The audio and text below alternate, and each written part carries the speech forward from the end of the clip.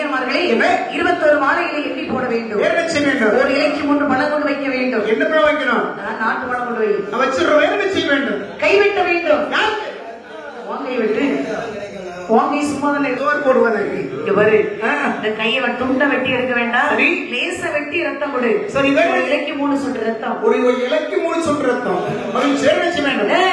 வெட்டவா நாக்கா அந்த நாக்க வச்சு ஊரூரா எல்லாம் பேச்சு பேசுறாங்க. அந்த வெட்டி எடுக்கிறவையே முதலுக்கே மோசம் எங்களுக்கு ரொம்ப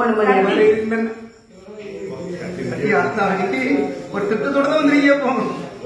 பாரு தப்பி தவறி பேசி அதை கெடுத்துறாங்கம்மா. துண்டை வெட்டி போட வேண்டாம். லேசா வெட்டு. சரி, துண்டை வெட்ட 4 பேரை வெட்டிக்கணும். சபாஸ்.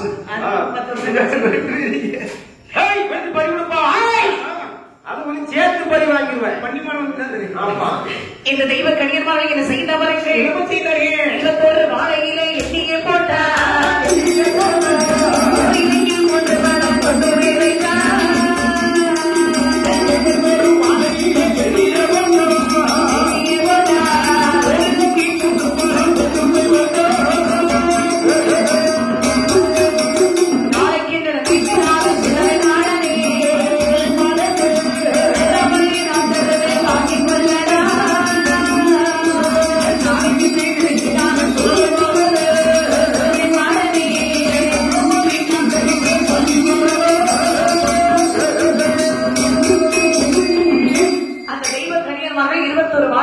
போட்டார்கள். சரி, ஒரு இலைக்கு 3 பணம் கொண்டு வைத்தார்கள். அம்மா கைவெட்டி 4 வெட்டி ரத்தவலை கொடுத்தார்கள். சரி, சுடலை பூசை ஏற்றுக்கொண்டு அம்மா அங்கே பகவான் முகப்பாட்டு சொல்கின்றார். சரி, அப்பா மகனே எனக்கு கொடுத்த வழிபாடு அத்தனை போதும் அப்பா. சரி, நான் புறப்படுகின்றேன். மகனே மாயாண்டி சிவ சுடலை, இந்த வெள்ளிமலையிலே உன்னை சுடருடைய பிரபை செய்து உனக்கு சுடலை மாடல் என்று பெயர் கொடுத்து சரி உனக்கு அரிய பெரிய வரங்களை கொடுத்து இந்த வையகத்திற்கு வழிபாடு வாங்குவதற்காக அனுப்பக்கூடிய நோக்கம் என்ன தெரியுமா?